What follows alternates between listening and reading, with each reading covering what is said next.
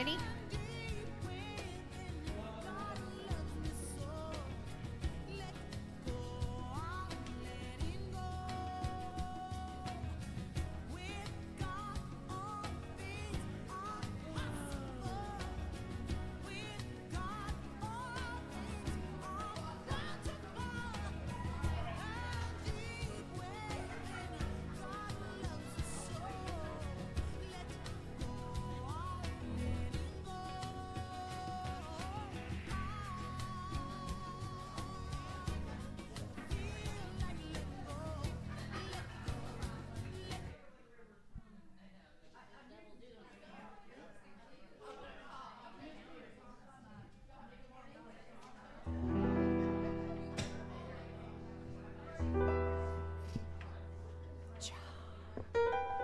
Good morning, everyone.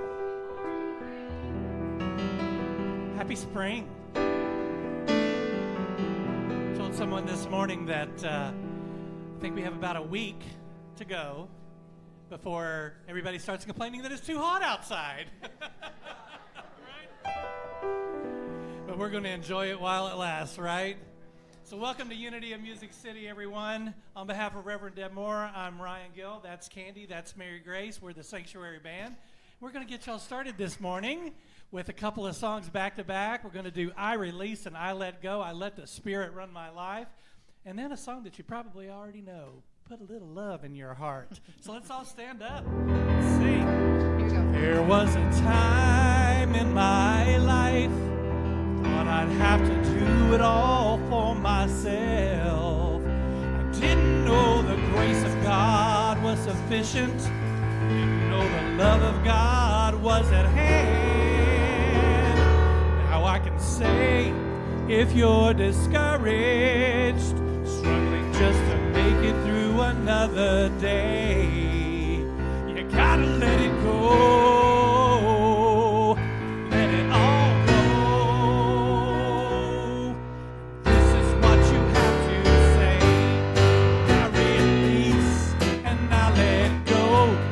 Let the Spirit run my life, and my heart is open wide. 'Cause I'm only here for God. 'Cause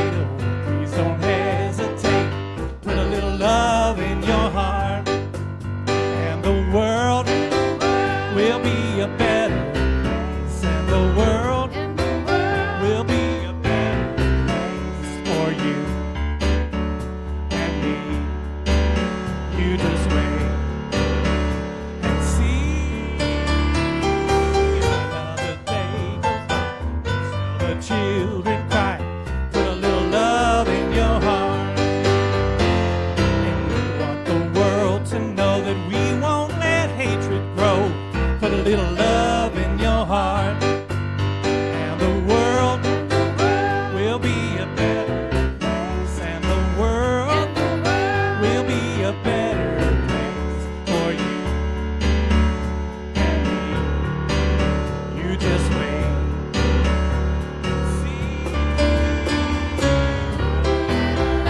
Your heart, put a little love in your heart. Your heart,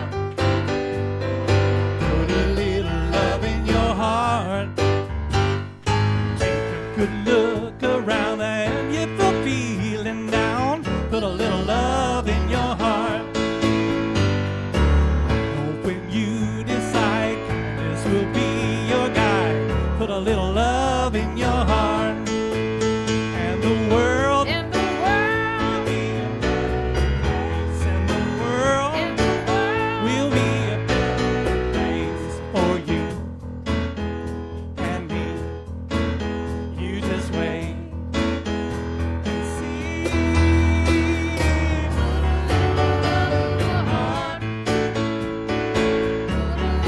Love in your heart. Put a little love in your heart. Put a little love in your heart. All right. Thank you so much. Well, that got our energy up, didn't it?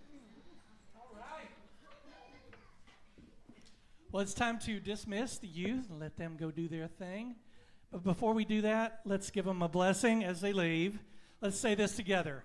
Youth of Unity of Music City, we see you, we love you, and we bless you. You're a shining star for all to see what your life can truly be. So it is.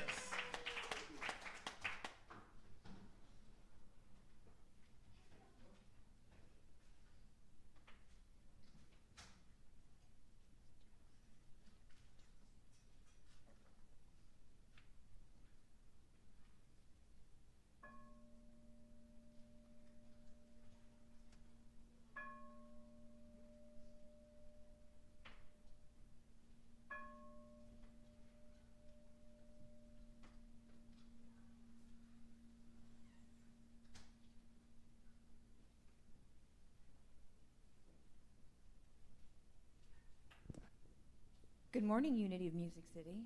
Good morning. Let's begin this portion of our service by taking a deep, centering breath.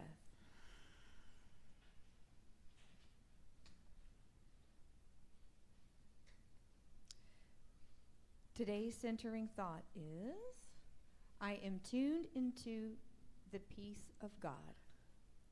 Before I can use a computer, use my smartphone, or watch television, I first have to power it up. All of the information I need, entertaining programs, and beautiful music are mine to learn from and enjoy when I turn on the power and tune into the right service, network, or station. The concept of tuning or turning on and tuning in is true to my spiritual life as well. To experience and enjoy love, joy, and peace of the divine, I need to power up my awareness to it and then tune in to the divine source of it. The presence of the divine within me is the source of power that I can draw on to calm, uplift, and nurture me at any time through whatever challenges life brings me. So in the middle of stressful or confusing situations, I can be at peace. There is no denying that the peace of God is within me and fills me with serenity.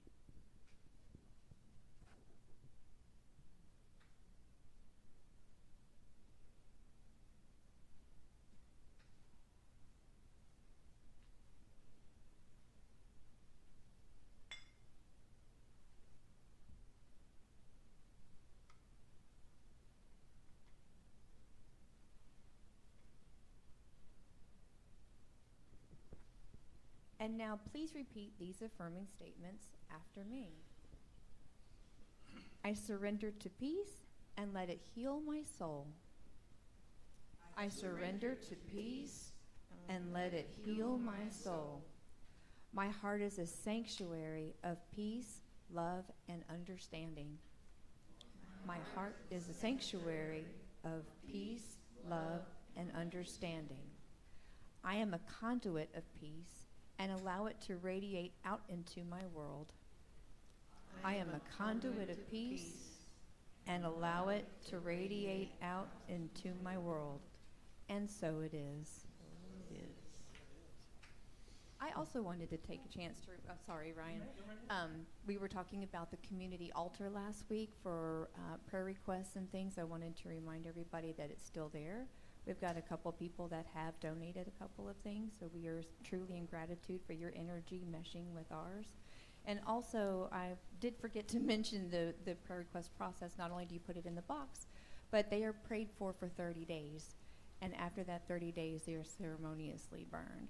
So I forgot to kind of add that piece because people, yes, and it's located, as you guys knew, the prayer box was back in the back of the sanctuary. It is now part of the community altar that's now in the front lobby by where you get the coffee and things. So let us pray for you and hold you in peace.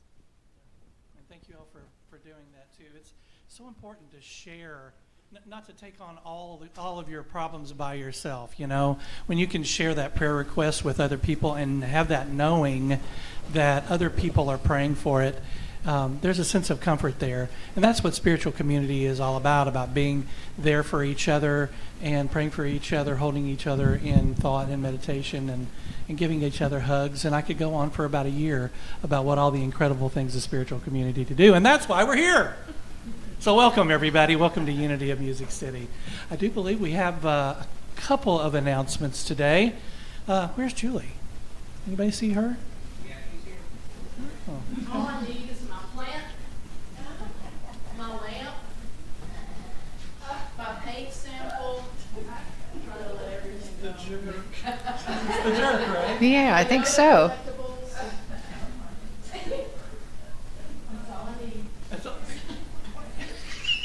I've seen this before.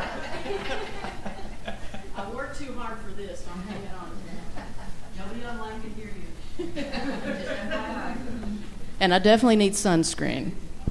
So, happy Sunday, Unity of Music City. Letting everything go. Been reading about that all week. It pops up, it pops up, it pops up. Makes you think a little bit. So, I got to thinking about my T-shirts. I don't know if I can let this one go. It's one of my favorites. Also, they're mostly Star Wars, as you can tell. I can't let that one go. No kidding. I told my students when I used to teach, I have one just about for every day of the school year. Just about. And some were gifts. I didn't all, accumulate. I can't let this one go. This is a mixture of great art and dark side. So, let's see. Then, when you have the dark side, you also have to have hope. So, I got the balance going on. Made this one in 2016 for hope. It didn't happen, but it came later. All right. And then you have a new hope. A new hope, which they labeled later. And then, of course, this old... I can't give that up. So, I get it. I am down to the bare minimum because I couldn't give up my clothes. So, and being as hot as it is and getting started this morning, I know we're all putting our plants out, and I went so brave as to put some succulents out this morning, so they'll be covered if need be. But who's gardening right now? Who's getting the gardening going? I planted zinnias yesterday. Yes, zinnias. What, California Giants, or do you know the? Beautiful, beautiful. So we're all in that spirit of growth for sure. So, but yes, trying to let things go and not close right now. So we're going to keep those on. All right. Oh, it's happening.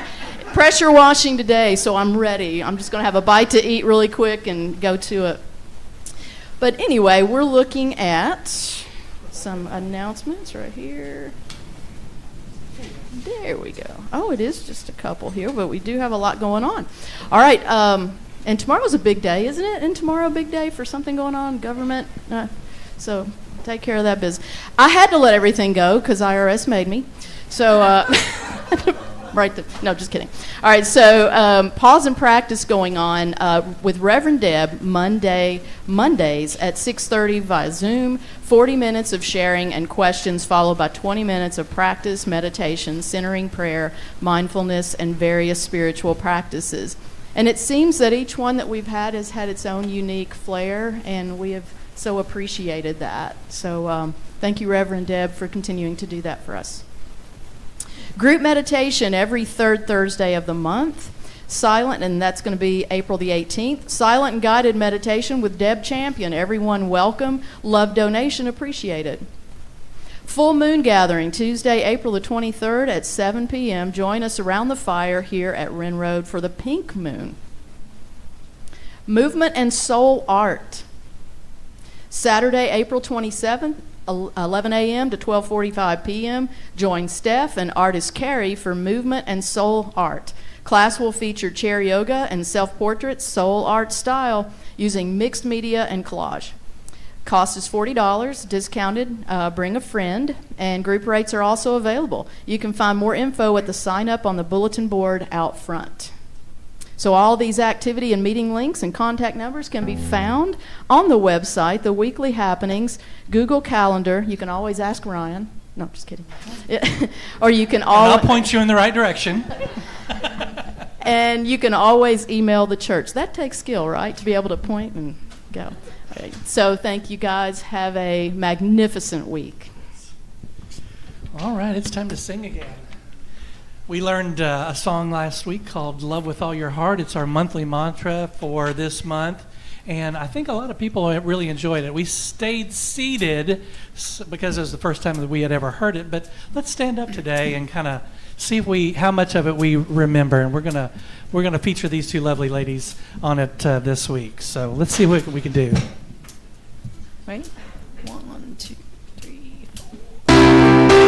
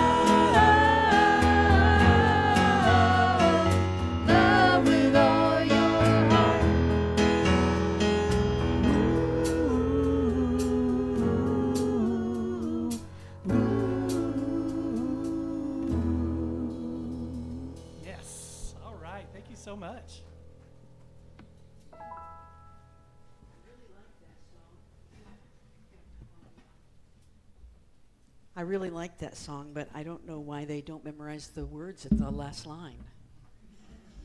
They forget the words. Ba-dum-bum. Good morning, everyone.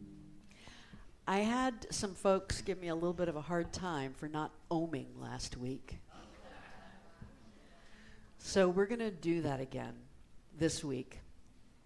To begin our meditative time together, we're going to chant Om 3 times. And I want to invite you to do this in a purposeful way. In just a moment, we're going to take a deep breath and we're going to begin that chant. And with each time that you let a long, slow, resonant, vibrating Om move through your body, release something. I'm not going to say what. Whatever spirit brings up for you. Whatever comes into your heart, into your mind, let it go. And because we tend to grow in our understanding of what we need to let go, maybe we should let these ohms grow in volume and intensity. Each one being a little bit more, doing a little bit more work. So I invite you to take a deep breath in.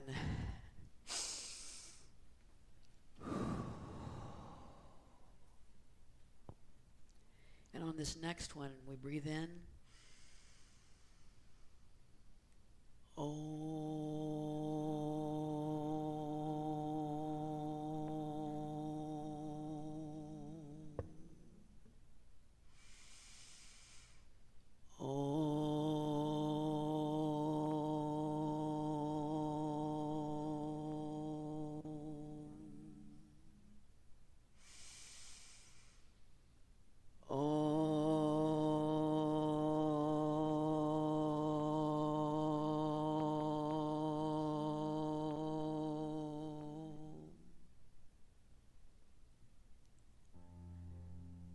We let everything go.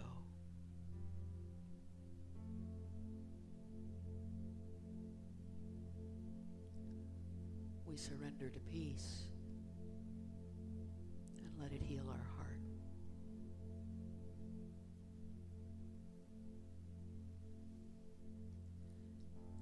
And the way we surrender to peace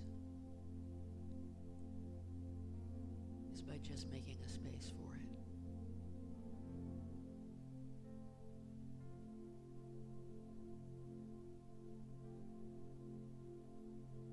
We empty ourselves.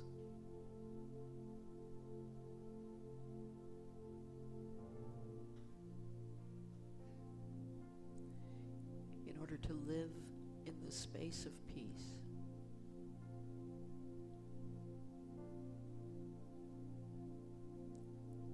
we have to let go of everything that is not peace.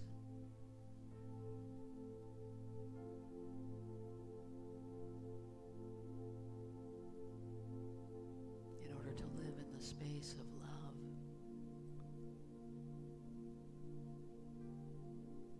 we have to release everything that wants to vibrate as something other than love.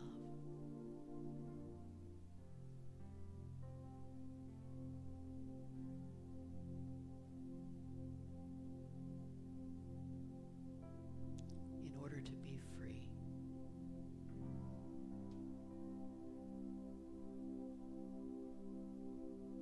we have to loose the chains.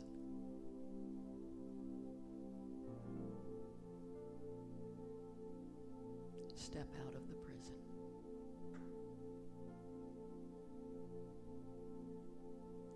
That is made solely from our own attachments, desires, wants, perceived needs, hurts, conflicts.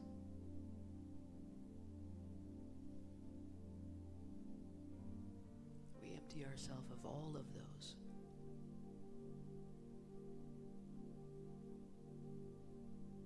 so that we can surrender to peace.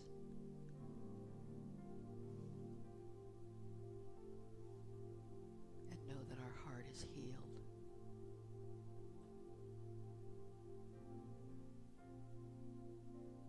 For just a moment together,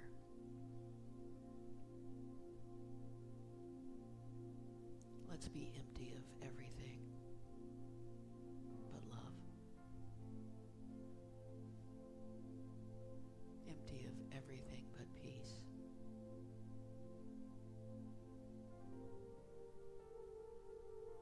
We don't have to seek peace. We don't have to seek love.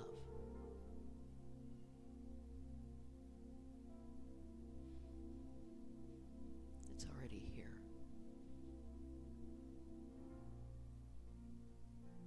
We just need to make a space for it. In the stillness. In the silence.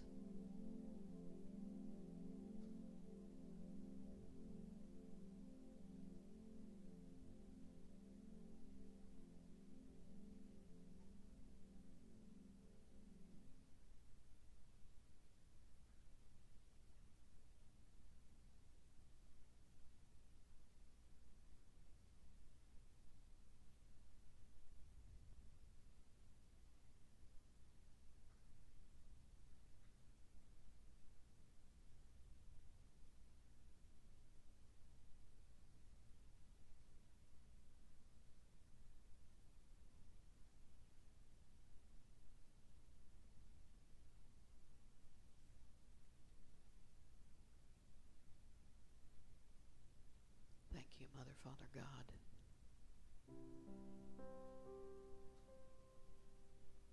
for your divine presence that is the very life we are.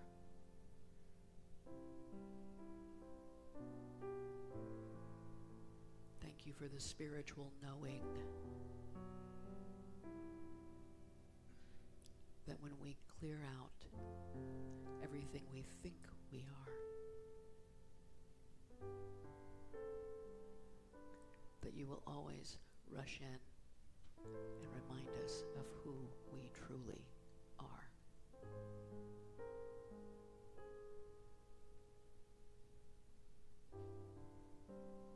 When we be still and know.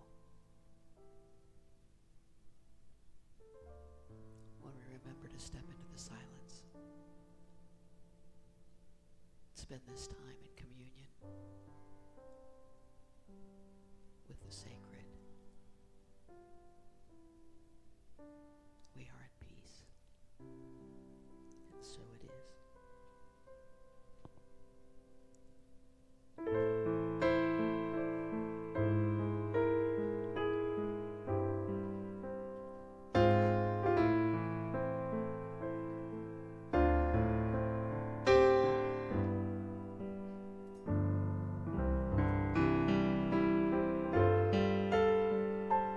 Be still and know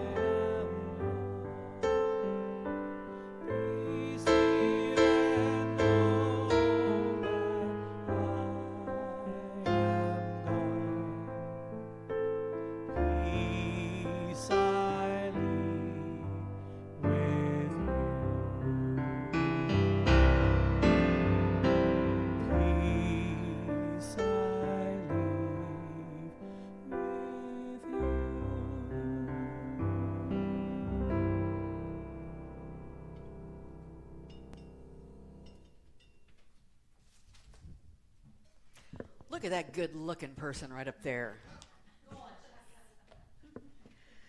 She is wound tighter than a drum, isn't she?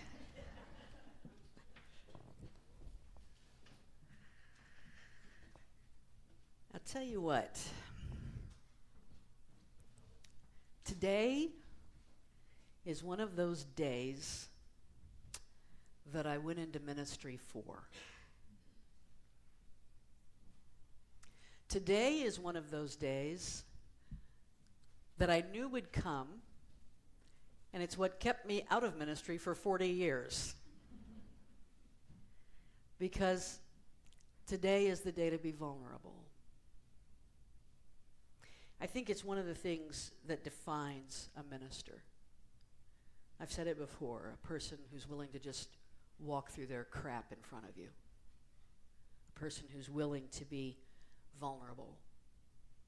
Now, one of the things that I know to be true, and still we forget every single time, is that vulnerability is a point of personal power. Personal power lives in the moment of vulnerability. The ability to come face to face with truth. Nothing between you and it. So I want to tell you a personal story. Some of you know part of this story. It started way back in 2020 when we were still in our old building in Old Hickory. It probably actually started before then, but this was the point that I knew where it started. And my younger sister and I began to take two very different paths. And she began to have some understandings about the world that were very, very different from mine. And if you remember 2020, this was happening a lot in a lot of families, right? There were a lot of people who suddenly showed up very differently in each other's lives. You thought you knew someone, and they became someone else. And we began to realize that we had some core disagreements. I mean essential disagreements of principle, right? Deep, not just little disagreements, but deep disagreements. And we went into a period of just not speaking to each other. Pretty much since 2020. We just really haven't spoken to each other. And one of the reasons why this hit me at a core level is because my sister, Donna, was the one person in my entire life that I knew had my back. She had always had my back. Always. When no one else did, she had my back. And all of a sudden, I didn't know who she was. And so many of the ideas that I believed she had felt diametrically opposed to who I am as a human being. It was core. And then, of course, I'm not going to hit you with every little detail of that. No, just know, there's always little bitty details we could chew on. Along the way, when you have a conflict like this, you begin to see every little moment as evidence, right? Every little piece as a slight.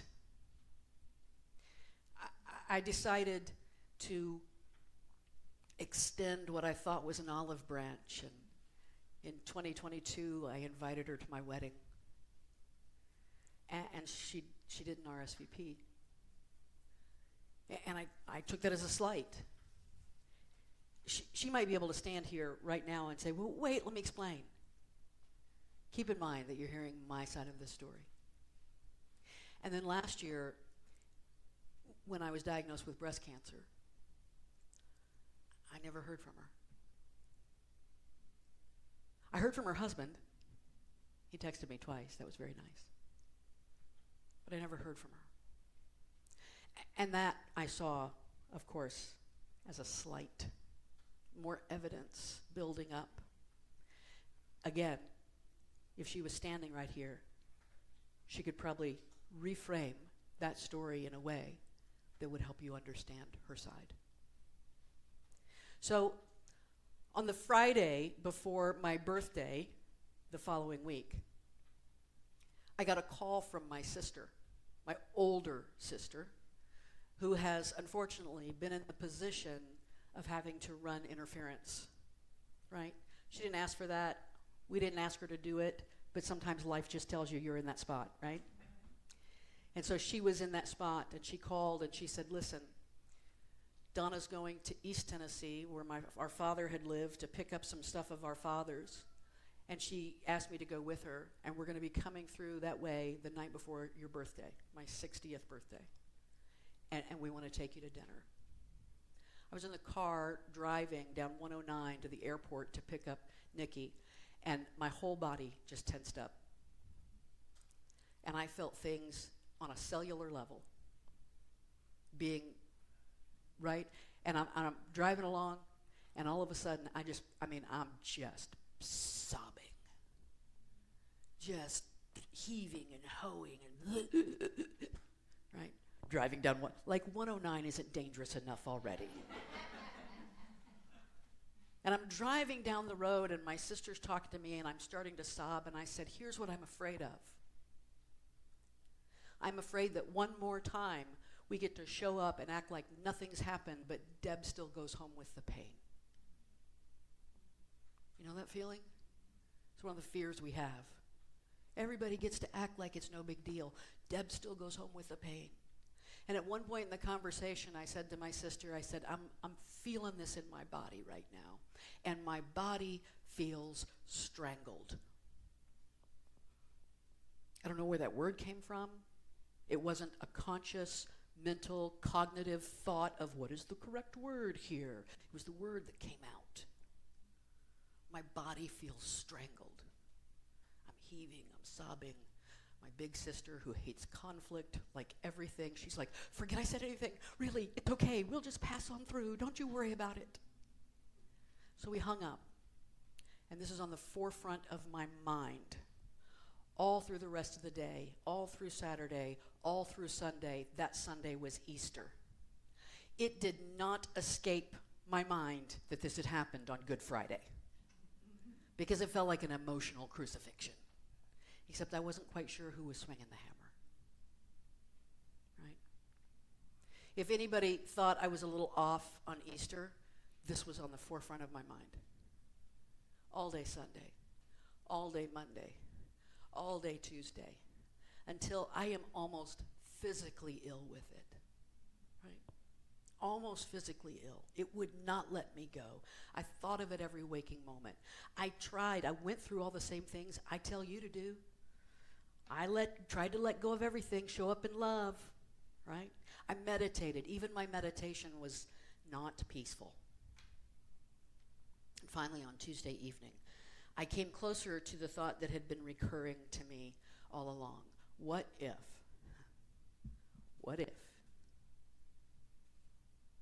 you just let it go? What if you just say yes? What if you practice what you preach? Letting go of everything and showing up in love. You know, those two things go together. We cannot show up in love until we have let go of everything. We can't hold to our hurt, hold to that perceived slight, and say, but I love you. Well, you can't really do it. You can't truly love without letting go. You might remember, and by the way, it feels physically impossible. You know that feeling? Where it feels physically impossible to let this go. A while back, I had talked to you about the concept of the near enemy. It's a Buddhist concept. Brene Brown talks about it. And a near enemy is something that looks like the quality we want, but it's actually working against the quality we want. It's an emotion or a trait that's masquerading as a virtue.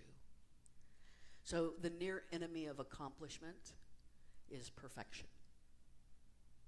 The near enemy of compassion is pity. The near enemy of hope is blind optimism. Right?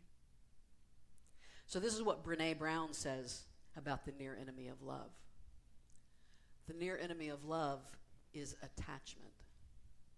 Attachment masquerades as love. Attachment isn't the fullness of love. It is clinging and fear. True love allows, honors, appreciates. Attachment grasps, demands, needs, and aims to possess. We cannot be attached and love. So, what did I need to let go of in order to return to love? It was my job to pioneer a pathway back to love in my heart. And I knew that the machetes and the bobcats and the shovels that would be needed to clear that jungle and create the path would be tools of letting go. So what did I need to let go of? This talk is titled, What I've Learned About Letting Go, so it's very personal to me. And these are the things I had to let go of. Just in advance, so you know, I texted my sisters that Tuesday night, and I said, if the offer's still good, I'd like to go to dinner for my birthday. And they came, and we had dinner. We didn't talk about anything important. We had a good time. So here's what I had to let go of to get to that place. Letting go of the desire for the past to be different.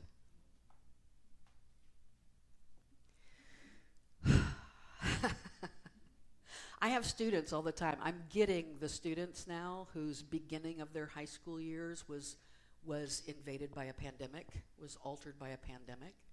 And I'm getting students who are writing papers about how unfair it was and how I missed this and how da-da-da-da-da. And there's a point at which I have to have almost this conversation with them. But you know what? It happened. It happened. What special gift, what special understanding do you have that no other generation will have? You've got something no other generation will have. What can you learn and take forward from this? Right? The spiritual journey, even though we talk about it being all airy-fairy and ethereal and let's sit on a mountaintop and just say Om all the time, it is not an unrealistic path. On the contrary, it is a path that demands that we look clearly at what is, right? And we understand what the reality of our life means and doesn't mean, right? Here's the thing. When I'm thinking about the past, and I'm thinking about what needs to change in the past and how I wish that didn't happen, every single moment I'm there, I am not able to be fully present now. Because all of those things that I'm thinking about are long gone. They only live here, right? They only live in my own mind. Now, some of you along the way are going to probably say to me, there's always this is the hardest conversation. The letting go conversation is always the hardest. And there's somebody who's going to say, but what about the fact that they really did do something mean to me? You know what? That's none of our business. Let's think of that for just a moment. Let it go in here. Let Spirit deal with them, right? Let Spirit deal with them. We're going to I know this is a dangerous territory to get into here because sometimes we're like, oh, we want to make sure and have good boundary. We want to make sure people don't get away with bad behavior, all that kind of stuff. We're talking about you right now. We're not talking about them. We're talking about how we move forward without suffering. Not about them getting retribution or whatever else. We have to deal with what is. The next thing I had to let go of is letting go of the need to be right. But what if I am? Right? Of course I am. And what happens if the other person is equally as convinced that they're right. And I'm right, and you're right, and then we reach this really icky place called, well, I guess we'll just have to agree to disagree. Isn't that the most unsatisfying way to have a relationship, right? I'm going to cling to my rightness, and you cling to your rightness, and we'll try to forge some kind of relationship out of these iron bars. What if we just step away from the rightness altogether? I know this is dangerous, but what if I am right and that other person's wrong? Forget them. This is about us. It's about our journey. Can I step away for just a moment from being right? Because you know what wants to be right? The ego. When I need to be right, the ego is in charge, period. When I need to be right, the ego is in charge. We could just go home right now. When I need to be right, the ego is in charge. It's the number one clue to me that the ego is running the show, and when the ego runs the show, we have problems. There's that great old question that you've heard before. Do you want to be right, or do you want to be happy? I want to be happy that I'm right. Is really what it comes down to. But usually we have to make a choice. Not only did I have to let go of the need to be right, I had to let go of the need to be seen as right. It's one thing to be right. It's another level altogether to be seen as right. And what this is my ego wanting validity, right? I want this validity, which raises the question, why do I think being seen as right in this situation is the source of my validity? Why is that so important? Why do I need to be seen as right? When the ego's running the show, that is core to who we are. Think about all the times you've been talking to a friend, or maybe you've been listening. But this conversation is very common. We've all been in this conversation. And someone, you or the friend, is describing a conflict and listing all the ways that the other person was just ridiculous, right? And then they said this, and then they said this, right? And they did this. Can you believe it? It's interesting how common that conversation is. Like, we're rarely in the conversation where we're saying, and then I said this, I am such a jerk. How did I have such audacity? I really need to make this right. We never have that conversation.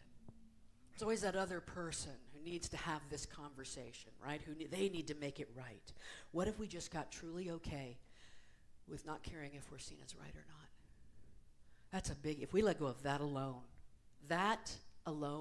is peace. I don't need anybody to see me as right. I had to let go of the need for an apology.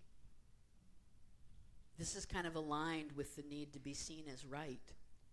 Because if you apologize, that will demonstrate my rightness. Right? I'm going to need you to apologize. I'm going to need you to publicly declare that I was right. Right? Holding on to another person's behavior is often a survival reflex. You're not going to catch me off guard again. I'm going to remember. I'm going to hold on to that. I know the score. You're not going to get me again. I will not be vulnerable. I am going to build up a really firm wall. And the only way that wall might come down is with an apology. You're going to have to own up to the fact that I had to put this wall up. Have you ever had the experience of someone apologizing to you like you're really, really mad at them?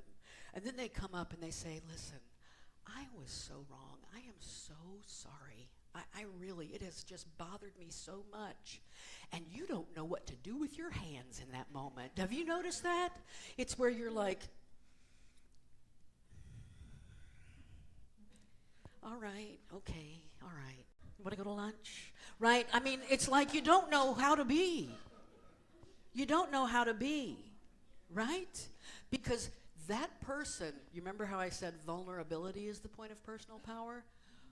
Owning your stuff with another person is a huge point of personal power. The person who walks up and apologizes has all the power in that moment. And I don't mean that in a bad way. They don't have power over you. but they have taken hold of their own personal power in that moment, and we feel it. We feel how centered they are. We feel how okay they are in this moment. And this is also evidence that your attachment wasn't really to the apology. Your attachment was to the self-righteousness you felt. And when they apologize, they take away your right to be self-righteous. And you're not sure what you're attached to then, right? It's a mess. I'm telling you, attachments are not about this. We are spiritual octopi, all right? We've got like 8 arms. They're all holding on to stuff at the same time. Not only did I have to let go of the need for an apology, I had to let go of the need for a reckoning. Sometimes we feel like an apology just won't be enough. There needs to be a balancing of the scales, right? You've hurt me. I need that seesaw brought back into balance. Maybe we see something bad happen to them, and we even go so far as to say, well, they got what they deserved. Maybe we're not that mean, but there are a lot of different ways to say they got what they deserved. Well, that's not surprising. How many times have we ever said that? Oh, that's not surprising. That makes sense, right? It's almost like we need to see something. That's not love. That's not walking in love. And then I had to let go of the idea that any of these was the pathway to being okay. I will be okay when so-and-so apologizes. I will be okay when these scales are balanced. I know the path to freedom. I know how to be spiritually awakened to my divine nature. I'm enlightened, which in and of itself is an ego trip a lot of times. I'm spiritually evolved, and when people see I'm right or so-and-so apologizes for their egregious behavior, then all will be perfect. You see, my spiritual imperfection is your fault. I know how to be awake, but you brought this conflict into my life. And when you clear up that mess, I'll be okay. If you would just make this right, I can be fully sacred. That is the delusion that conflict and attachments keep us in. It's a red herring. It distracts us from the real issue. The real issue is letting go, not waiting for something else to happen. And the ego is constantly dangling all of these things in front of us, right? Making us chew on them over and over and over again. Well, you deserve an apology. Oh, brother, right? That's the ego. Not only did I have to let go of this, I had to let go of the belief that my peace is in any way dependent on anyone else's behavior or beliefs. We've all been there, haven't we? I feel conflict in my bones. I feel all, right, all tied up in my spirit. And if so-and-so would just make this okay, I would be all right. My peace is not dependent on anyone else. We understand this. We're spiritual people. We sing songs about it. My peace is not attached to my sister. My peace is not attached to any politician's behavior. My peace is not attached to the Tennessee State Legislature. My peace is not attached to the actions or words or thoughts of a homophobe or a racist. Now you might say, hold on a minute. I'm not talking about letting them get away with this. I'm talking about not letting them steal your peace. Byron Katie says, your suffering is never caused by the person you're blaming. Your suffering is never caused by the person you're blaming. They didn't do this to you, right? They might have done something, and they'll have to answer for that, right? But my peace is my business, and I want to protect it, and I want to stay in it. And whatever I have to let go of to keep it, I want to let go of it. There's a concept in Theravada Buddhism called Vimutti. Vimutti is a Pali term, P-A-L-I, Pali term meaning, it's hard to translate into English. It means liberation, release, deliverance, emancipation, freedom, all that kind of energy, that idea, but there's no one clear translation into English. And they have two different kinds of vimutti they talk about in Theravada Buddhism. One is Sato Vimutti. I hope I'm saying that correctly. And Sato Vimutti is a deliverance through the mind.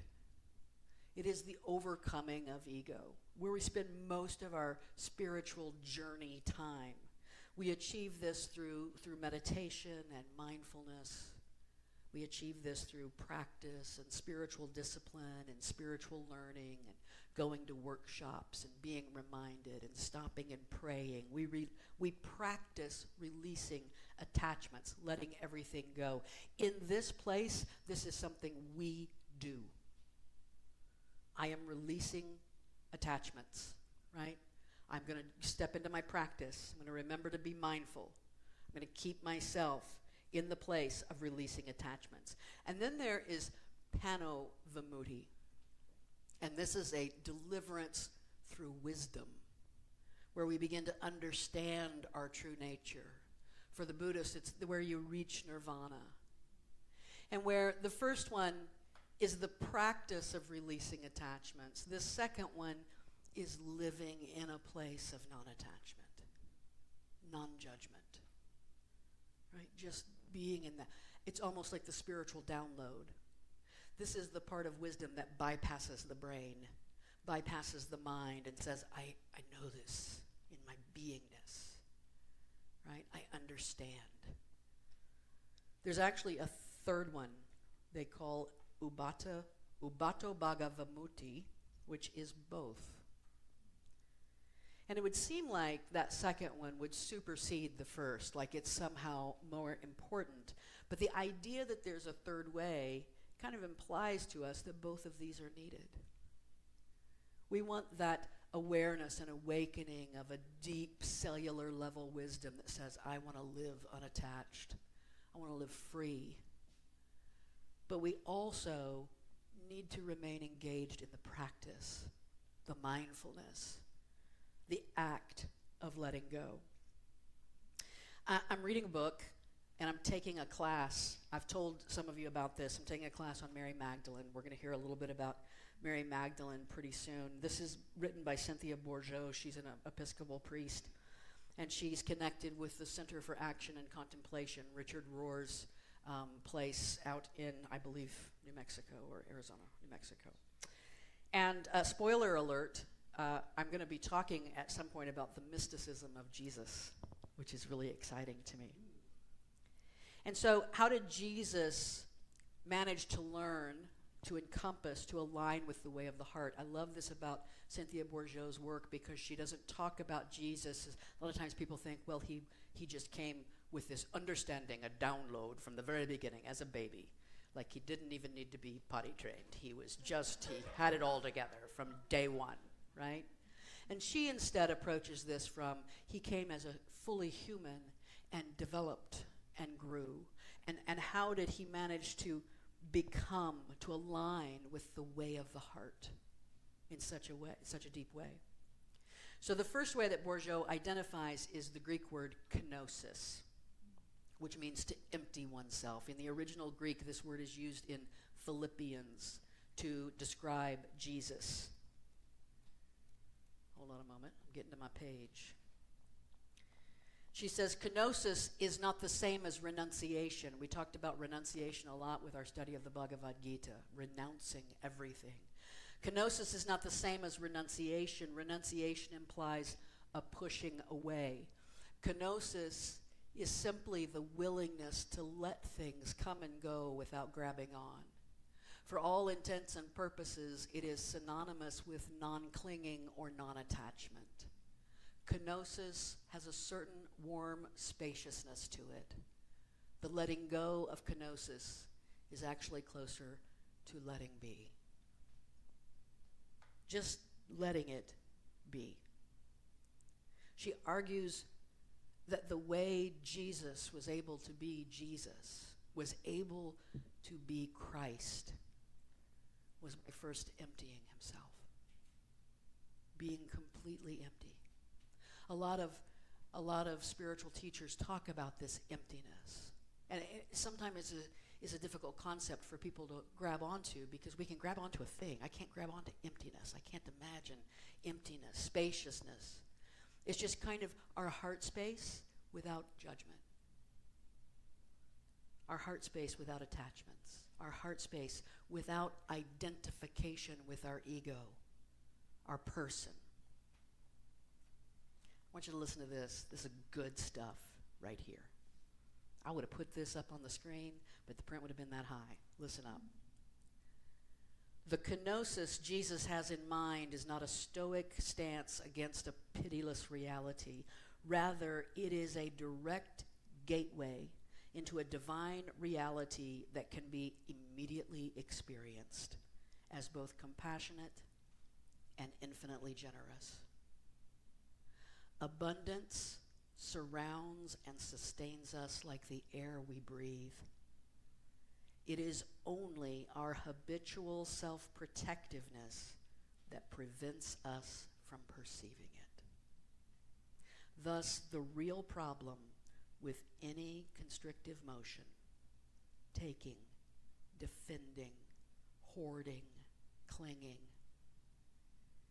is that it makes us spiritually blind, unable to see the dance of divine generosity that is always flowing toward us.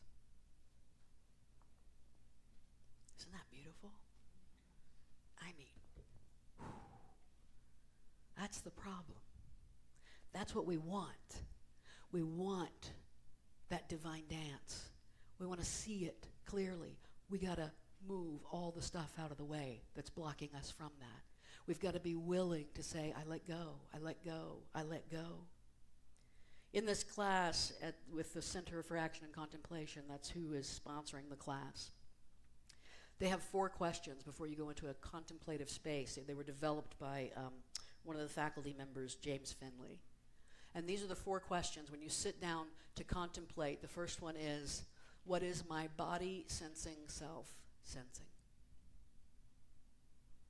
What is my body sense? I did that in the car with Delinda and said, my body feels strangled right now. I knew I was tapped into what my body sensing self was sensing. The second question is, what is my feeling self feeling? The third one is, what is my thinking self thinking? And finally, what is my choosing self choosing? I like this because y'all know about Loretta, right? My alter ego, Loretta.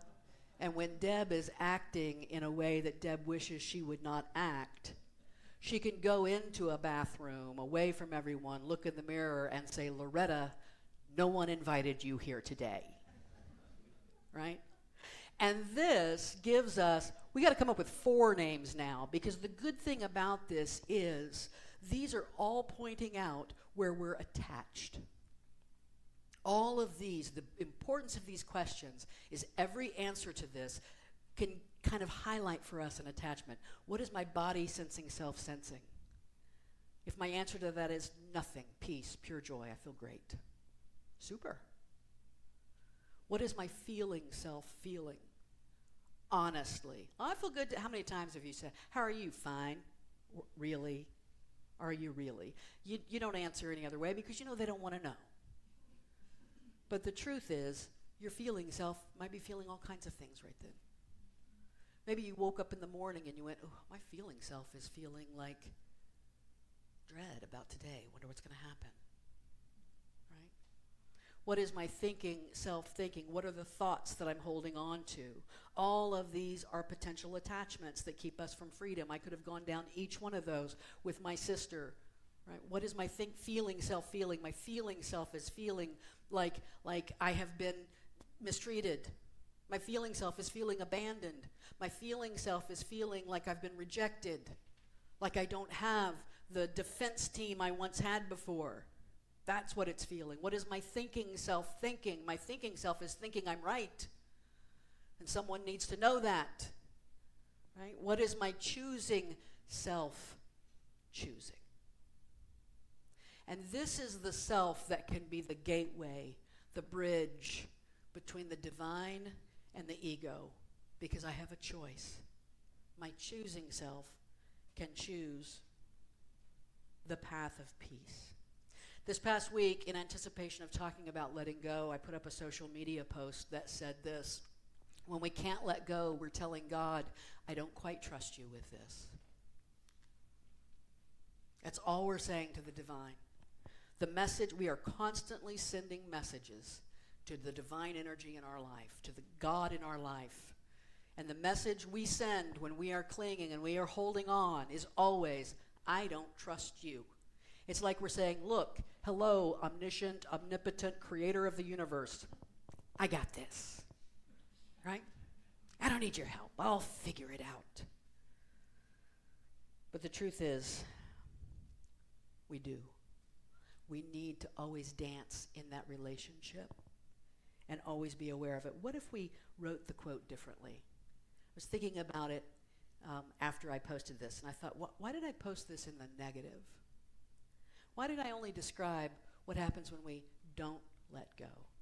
And so I came up with a new one.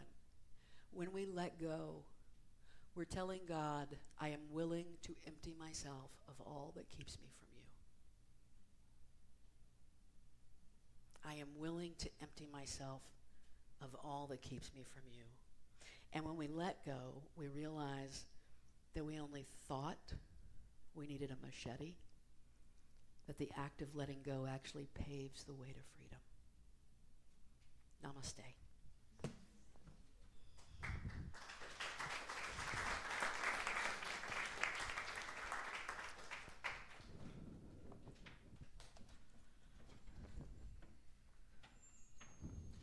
Thank you, Reverend Deb. I needed to hear that. And it makes me think also that how lucky we are to have this alternative, right? You know, the way that I grew up when I was 18 years old, I said, I don't want to go to this church anymore. As a matter of fact, every church that I have been to is very similar to this, and I have learned all that I want to learn from this, and I'm done, I'm good. And at 18, that was it for me. I didn't go back to church for 10 years. I think I went to one wedding in a church, and that was the only time that I ever went to church. But I was always drawn to this fact that I have a spiritual side, and I wanted to walk that spiritual path. But I did not have any other examples of how to do that. And it makes me grateful every time I come onto this property to know that we do have some type of an alternative and a choice. You know, we can do this, and this is great, this is wonderful. We can go here, this is wonderful, and then we can come here and we have what this offers also. This is complementary to other spiritual paths, or it can be a spiritual path all on its own. And what a great thing to have, right? What a great thing to support with your time, your talents, and your treasures too. So I'm grateful for that this morning. Do we have anybody else that wants to talk about what they're grateful for this morning? Oh, Crystal? I'm grateful for backup technology. Crystal's grateful for backup technology. She came in, the computers were down this morning, and we still not real sure why. But she did it. She pulled it all together, and you didn't even know the difference. What else are we grateful for? Sunshine on my shoulders. Power of prayer. The power of prayer, absolutely. Candy, okay. I'll go for baked goods. How's that? Are you talking about me or? No? No? Oh, okay. I'm sorry. I thought you were talking about me. Candy, yes. I'm grateful for candy too.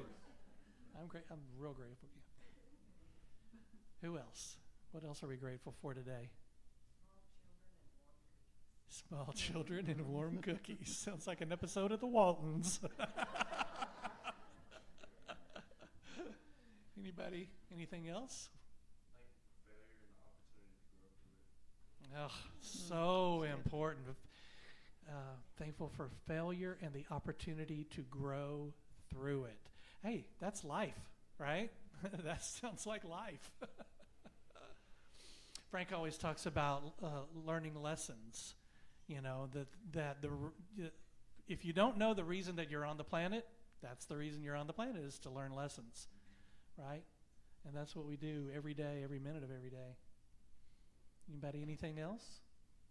Pamela online says she's grateful for her companion cat. Pamela online says thankful for her companion cat. Oh, we love our furry babies. I know you're a dog lover and a cat lover and an animal lover and an everything lover. All right. Frank says Taylor Swift. All right, we are a grateful bunch of people. All right, so let's sing it.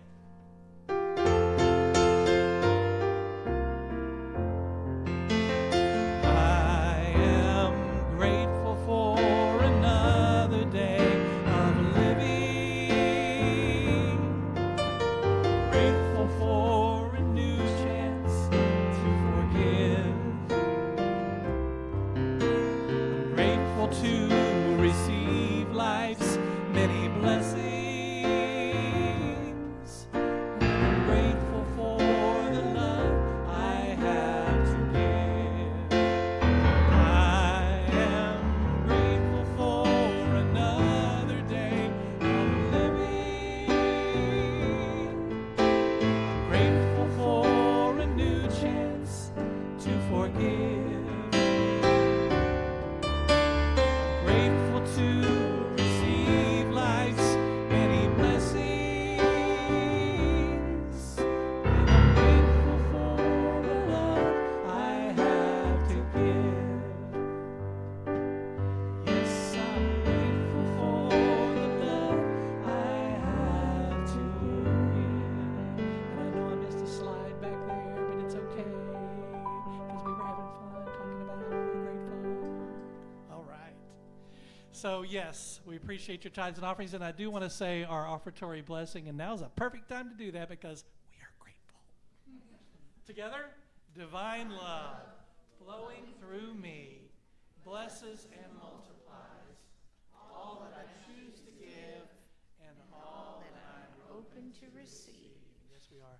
Remind everybody to check your What's Happening email that comes on Tuesdays. If you haven't signed up for that, you can do that in the lobby after the service, or you can go to the website and type in your email address and have that delivered every Tuesday.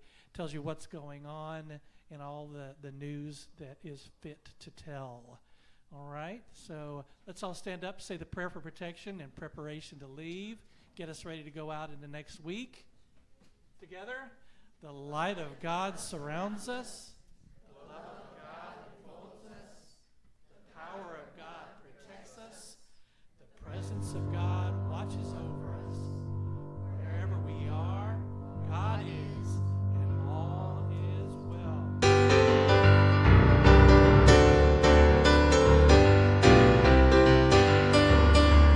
This little light of mine, I'm gonna let it shine. This little light of mine, I'm gonna let it shine. This little light of mine, I'm gonna let it shine. Let it shine, let it shine, let it shine. All around the neighborhood, I'm gonna let it shine. All around the neighborhood, I'm gonna